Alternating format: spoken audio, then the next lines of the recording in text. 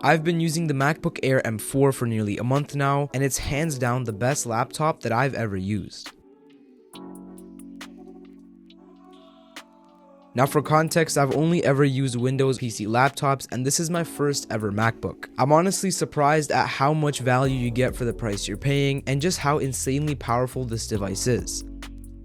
I went with the Air model, but I upgraded to the 10-core GPU and the 512GB SSD. I was actually debating on getting the Pro model, but I'll go over why I didn't later on in this video.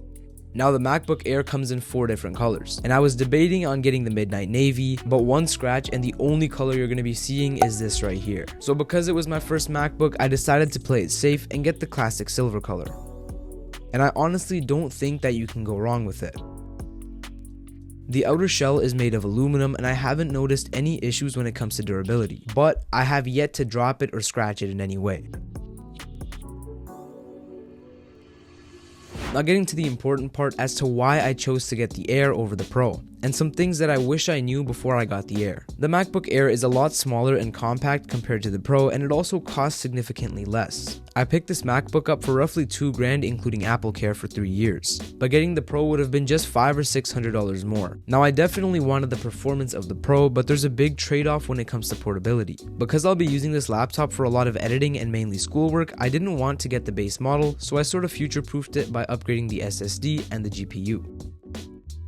When I mentioned the trade-off for performance and portability, I really meant it. The Pro is huge compared to the Air, and in my opinion, it doesn't look as good. It has big speaker grills on the side, and it's a lot less portable in my opinion. Now before buying this laptop, I didn't watch any reviews. I didn't even go in store to Apple and see how it felt, which I probably should have done. I just placed the order and I knew it would be good. But one thing I wish I knew before I got this device was just how thin it was going to be. I'll literally give you the craziest comparison ever. This USB-C cable is how thin the screen is. Now the main selling point on the MacBook Air is literally it being paper thin. And it sounds good until you realize just how fragile this computer feels in hand. Now don't get me wrong, it's nice and it probably is a lot more durable than it feels, but this screen is so thin, every single time I'm going to close this laptop, I feel like I'm gonna break it. And the thing I'm even more scared about is closing this laptop with a paper or like a credit card in between, because that will shatter the screen completely. When I first bought this laptop, I would just put it in my school bag and go about my day.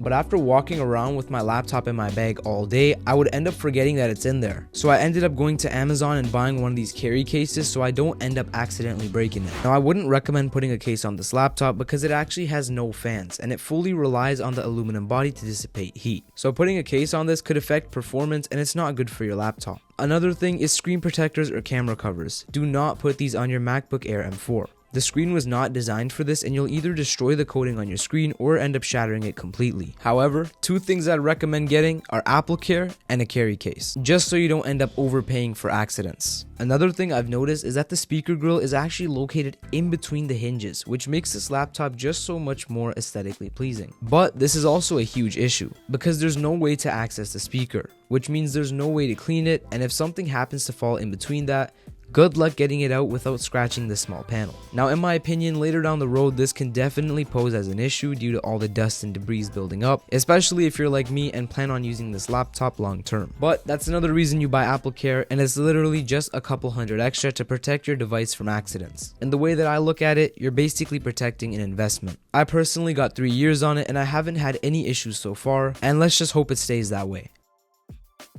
Now when it comes to creative work, this laptop is an absolute unit. I was genuinely surprised by how insane this laptop performs. It takes me on average 3 to 4 seconds to open up DaVinci Resolve, and on my PC, which I'll be fair it isn't the best, it will genuinely take me 3 to 4 minutes for it to open. By the time I open up DaVinci Resolve on my PC, I'm already done the edit on my laptop. Tasks like photo editing, video editing, this laptop can do without a single issue. It's honestly been such a game changer for me, and I know in my last video I completely upgraded my setup, but to be honest with you, I have not touched it since. And honestly, the reason for that is that I can do everything on this laptop. Assignments, editing, or even other creative work. This thing handles it like a beast. Now one thing I haven't tried out on this is gaming, but stay tuned for the next video because I'm going to be testing this thing out and seeing how well it performs in different games.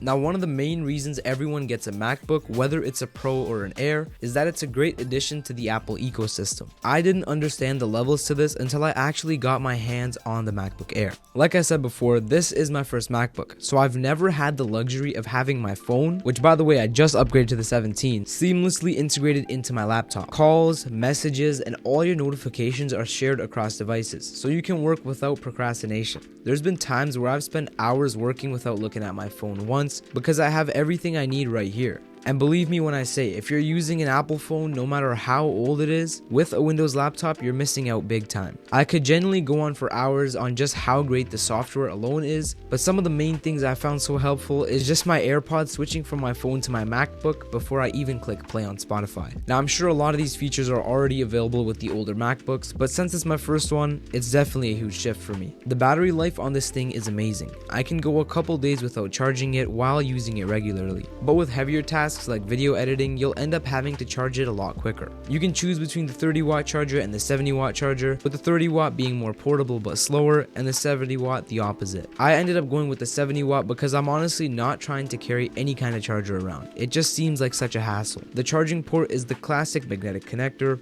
which random example, but if you trip over your wire, your laptop won't come flying at you. In the day-to-day, this laptop holds up insanely well, especially if you're a student in university like me. The battery life, the performance, and the speed is more than everything you need in the day-to-day. I'd recommend this laptop for almost everybody except for anyone doing very heavy video editing, and by that I mean if you're editing hours of 4K footage. For basic editing like YouTubers or anyone looking to get into content creation, the Air will be more than fine. On the other hand, if you're doing very heavy work like for example software engineering, I definitely recommend upgrading to the Pro. Thanks for watching this video. If you enjoyed it, be sure to leave a like and hit that subscribe button, and I'll see you guys again in the next video.